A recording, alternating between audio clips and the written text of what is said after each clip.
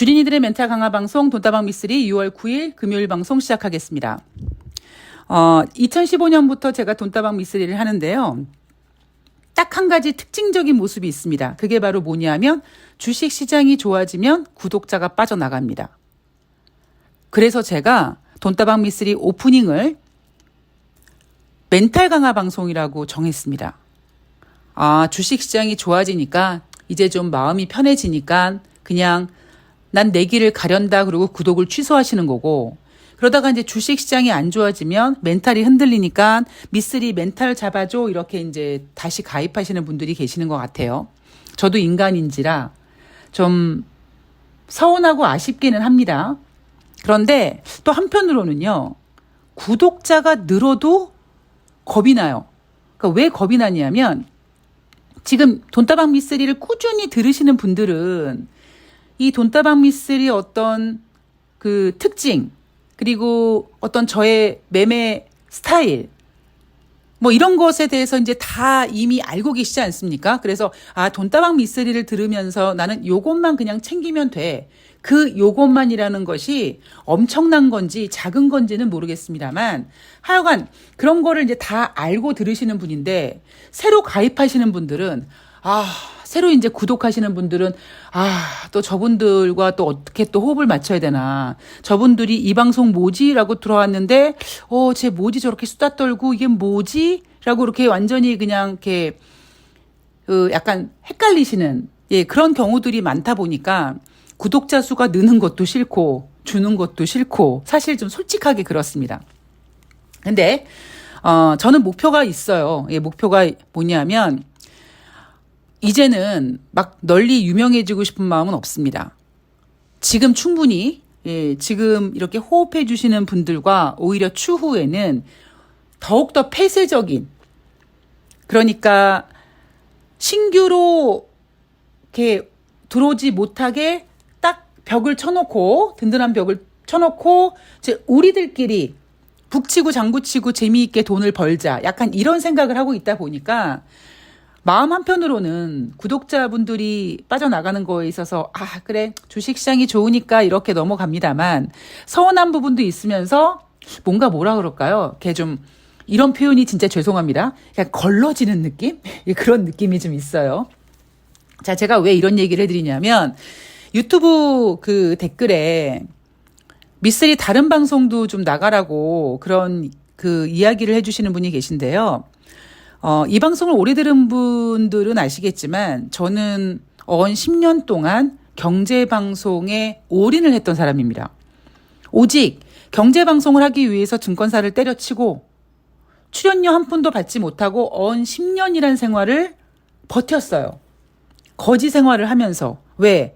언젠간 좋은 날이 오겠지. 언젠가는 인정받는 날이 오겠지. 그런데 제가 그 10년 동안 투자했던 그 인생을, 그 어떤 목표를 내려놔야 되는 그런 결단을 할 때가 있었습니다. 그 결단이 뭐였냐면 경제방송에서 저에 대한 어떤 기준은 이거죠. 저렇게 말하는 애들 되게 많아. 근데 쟤 증권사 출신이라며? 그러면 우리 방송의 전속 전문가로 영입해. 그래서 방송에서 종목 추천해서 회원 가입하라 그래. 오직 국장들은 저를 바라보는 시각이 그거였습니다. 다른 거 없었어요. 근데 저는 오히려 증권사 출신의 경제 방송인, 그러니까 증권사 출신의 MC가 진행하는 어떤 그런 증권 바닥에 정말 아주 뭐라 그럴까요? 다이나믹하고 막 그런 얘기 있잖아요. 왜? 재미도 좀 있으면서 오히려 그런 경제 방송을 꿈꾸며 10년이란 생활을 투자했는데 안 되는구나. 그런데 갑자기 순간적으로 2008년도 어떤 일이 생각이 나더라고요. 그러니까 2008년도 제가 정말 인생의 바닥을 찍었을 때, 죽으려고 생각했을 때 저랑 친했던 언니가 진짜 제가 죽을 것 같아서 저를 끌고 저기 경상도 문경에 있는 간판도 없는 어떤 집에 저를 데리고 갔습니다. 이제 뭘 보시는 할머니가 계시는데 그분이 이제 거의 저를 살려주셨죠. 근데 그때 제가 증권사를 그만둘 생각을 하고 있었어요. 그래서 CS 학원에 등록해서 뭐 민간 자격증을 따고 지인분 회사에 어떻게든지 들어가 보려고. 그러니까 연봉이 작던 아니면 뭐 주식이 아니라 전혀 다른 분야지만 그래도 완전히 업종을 바꾸려고 진짜 발악을 했을 때거든요. 근데 이제 그 문경에 계신 그 뭘 보시는 할머니께서 저한테 이제 이런저런 조언을 해주십니다. 근데 제가 여쭤봤죠. 할머니, 제가 지금 하고 있는 일을 좀 바꾸고 싶은데, 직업을 바꾸고 싶은데요. 그랬더니 그 할머니께서 너무나 단호하게, 야, 이 미친년아, 정신 차려라, 이년아. 너는 그걸로 먹고 살아야 돼. 그러면서 저는 오로지 그 멘트에 꽂혔는데, 그 옆에 저를 데리고 간 그 친한 언니가 할머니, 이 가시나 돈 좀 벌겠습니까? 라고 물어봤어요. 그랬더니 그 할머니께서 헛짓거리 하지 않으면 돈을 번다는 거예요. 근데 저는 솔직히 2008년부터 그 헛짓거리가 뭘까라는 것에 대한 궁금증을 계속 생각했습니다.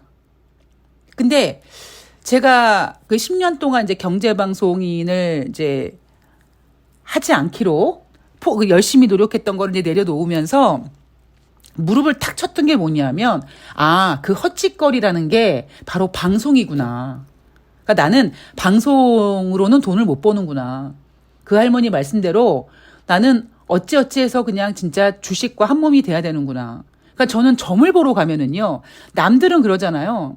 아유, 주식하지 마 이러잖아요. 근데 오히려 저는 주식을 하라고 합니다. 정말 신기하죠? 저도 신기합니다. 여하튼 제가 왜 이런 말씀을 드리느냐. 이제 방송은 내려놨습니다. 예, 방송은 내려놨고요. 오히려, 더 진짜, 이 주식이라는 거, 윤석열은 술 먹는 게 취미지만 저는 주식을 가지고 노는 게 취미고, 어느 정도 매매하는 거에 자신도 있고, 그리고 저의 매매 기법이라든가 매매 방법에 따라 주신다면 돈을 벌어 드릴 수 있는 자신도 있고, 그리고 늘 말씀드리지만 이 주식이라는 거는 제가 어떤 이렇게 매매 방법, 원칙만 갖고 있으면 꾸준히 오랫동안 할 수 있는 직업이다 보니까 그냥 제가 지금 하고 있는 거에 최선을 다하려고 합니다. 새날 방송은, 제가 방송을 이제 내려놓고 이제 뭔가 공허함을 느낄 때 푸나님께서 한번 출연해봐라. 정말 제가 푸나님한테 그랬어요. 저 진짜 주식밖에 모릅니다. 근데 그냥 나와보라고. 그래서 여전히 부족하지만 그래도 새날을 통해서 정말 푸나님이라든가 마차님, 뭐 야수님, 뭐 다른 모든 좋은 분들과 또 이렇게 인연이 돼서 외롭지 않게 정말 동지의식을 느끼게 살아있는 것에 행복함을 느끼는 뭐 그런 행복감을 가지고 살고, 그 이외의 방송은 사실 제가 매매를 해야 돼서 바빠요. 솔직히 월요일 날, 목요일 날 정신이 하나도 없습니다. 그나마 제가 뭐 화요일, 수요일, 금요일 3일 정도에는 진짜 장중에 화장실도 안 가고 계속 지켜보고 있는데 월요일과 목요일 날은 그걸 못해요. 그래도 이벤트 하시는 분들은 저 새날 나가는 거 아니까 제가 오늘 새날 방송을 나가야 되기 때문에 새로운 종목은 내일 드리겠습니다 라고 해도 이제 너그럽게 이해를 해 주시죠. 자, 여하튼 그래서 다른 방송에는 나갈 생각이 없다라는 것이 자, 오늘의 주요 포인트입니다. 자, 6월 8일 목요일 뉴욕 증시 마감 현황을 전해드릴 텐데요. 다우지수 0.50, S&P 500이 0.62, 나스닥이 1.02% 상승했습니다. 자, 여러분 제가 전일 방송에서 뉴욕 증시가 혼조세였는데 전문가들이 고점 부담에 혼조세로 마감한 거다라고 했을 때 제가 완전히 개소리다, 말장난이다 그랬죠. 왜? 고점 부담이면 조금 더 올라가서 빠지지? 뭐 그럼 이제 더 이상 안 올라갈 건가? 뭐 이런 식으로 제가 약간 비아냥거렸습니다. 자, 이날 같은 경우도요. 뉴욕 증시 3대 지수가 상승을 했는데, 자, 상승한 이유 기술주의 강세로 상승을 했다고 합니다. 자, 저는 여러분 뭐 경제까지는 모르겠는데 다 똑같은데요. 그냥 제가 아는 부분만 확실하게 말씀드리면 주식은요, 말장난입니다. 물론 정치도 그렇겠죠? 예, 경제도 그렇겠죠? 그런데 제가 알고 있는 주식시장, 제가 그래도 어디 가서 어깨에 힘 좀 주고 나 주식 좀 할 줄 알아. 이렇게 아는 부분에 대해서만 확신하게 말씀을 드리면 주식은 말장난입니다. 왜 그러느냐? 기술주 강세라고 있잖아요. 자, 기술주가 왜 강세인지 보면은요. 이날 뉴욕 증시에서 가장 핫했던 종목은 물론 테슬라라는 종목도 있습니다만 테슬라가 사이버 트럭에 대한 기대감으로 뭐 주가가 4% 올라갔다 이런 것도 있지만 사실 이날 뉴욕 증시에서 가장 핫했던 종목은 뭡니까? 아마존이에요. 근데 뭐 아마존에 뭐 무슨 일이 있었어요? 뭐 지금 뭐 실적 시즌이 돼가지고 막 아마존이 실적을 발표했는데 실적이 겁나 서프라이즈야 이런 거 아니거든요. 단순히 투자은행들의 보고서 때문에 올랐어요. 자, 웰스파고가 아마존이라는 종목에 대해서 시장 수익률 상회, 즉 우리나라 보고서 개념으로 봤을 때는 강력 매수 이렇게 보고서를 냈고요. 웰스파고가 선정한 최선호 종목으로 뽑았습니다. 자, 그리고 UBS도 같은 날 아마존을 매수 의견으로 보고서를 제시했습니다. 아마존에 무슨 일이 있었나요? 물론 여러분들 중에선 미쓰리 아마존이 앞으로 좋아질 거니까 그렇게 했겠지. 그럼 뭐 다른 종목은 앞으로 다 망가질 건가요? 자, 제가 드리고 싶은 얘기는 이거예요. 자, 여러분 다시 한번 가스라이팅. 지금 뉴욕 증시는요 크게 뺄 생각이 없어요. 지금 뉴욕 증시는요 경제 지표에 대해서 상당히 외면하고 있습니다. 왜? 미국 증시, 뉴욕 증시에서 미국 경제가 둔화야. 인데 이미 미쓰리가 생각했을 땐 이미 둔화됐고요. 이제 침체로 가느냐 그 과정인데 미국은 그거조차도 인정하지 않습니다. 그래서 자꾸 다른 이슈를 갖다 내요. 자, 어떤 이슈냐? 뭐 미국의 부채 한도 협상 지나갔죠? 지금 가장 핫한 이슈가 뭡니까? 6월달 FOMC 회의예요. 6월달 FOMC 회의에서 지금 연준의 기준금리 동결 가능성이 73.6%입니다. 그런데 연준은 뭐라고 얘기를 하냐? 금리를 동결할 수 있다. 그런데 계속 동결하는 건 아닌데 잠깐 쉬어가는 거다. 이렇게 표현하면서 연준이 왜 이번에 금리 인상을 하지 못하는지를 가려버리죠. 자, 다시 한번 여러분들 머릿속에 각인시켜드리면 연준의 금리 인상이 무슨 서울에서 부산까지 도보로 여행하는 거 아니잖아요. 걸어가다가 오늘은 다리가 너무 아파서 막 물집 잡혀가지고 오늘은 더 이상 못 가겠네. 오늘 하루는 좀 쉬어야겠네. 그리고 내일 다시 출발해야겠네. 이런 게 아니지 않습니까? 진짜 미국 경제가 단단하다면, 미국 경제가 그들 말대로 좋다면 오히려 작년 하반기에 75bp씩 4번의 금리 인상을 단행했던 그 기세로 어차피 올해 연준 회의 때 계속 금리 인상을 했으니까 그냥 아예 6월 달에 25bp 금리 인상 해버리고 7월 달부터 동결하면 되는데 그러지 못하는 이유. 지금 뉴욕 증시에서 미국의 선물 시장에서 금리 동결 가능성이 73%까지 올라온 이유가 뭡니까? 미국 경제가 안 좋아서요. 그런데 이거를 숨기기 위해서 지금 핫 이슈는 6월달 FOMC 회의인데 6월달 FOMC 회의에서 금리 동결 가능성이 73.6%다. 73.6%씩이나 되는 금리 동결을 생각해보면 그래 금리 동결은 주식시장의 호재야. 이렇게만 표현하고 있는 거죠. 자, 그렇다면 경제지표를 볼게요. 자, 이날 발표된 경제지표 목요일마다 발표되는 주간 신규 실업수당 청구 건수입니다. 자, 주간 신규 실업수당 청구 건수에 대해서 다시 한번 설명해 드리면 이거에 대한 기준은 여러분 30만이에요. 이 30만이 어떤 수치냐? 30만 건이 넘어가면은 이거 고용이 안 좋은데 이거 뭐야? 이거 미국 경제 안 좋은 거야? 이렇게 판단하는 기준이 30만 건 이상이고요. 30만 건 아래는 괜찮아 이겁니다.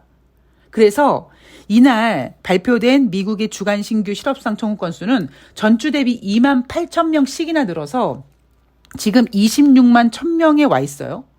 그런데 만약에 이제 이게 뭐 다음 주에 27만 명, 뭐 그 다음 주에 만약에 28만 명까지 가잖아요. 그러니까 30만 명에 육박하죠. 그러면 얘네들이 뭐라고 표현하냐면 잘 보세요.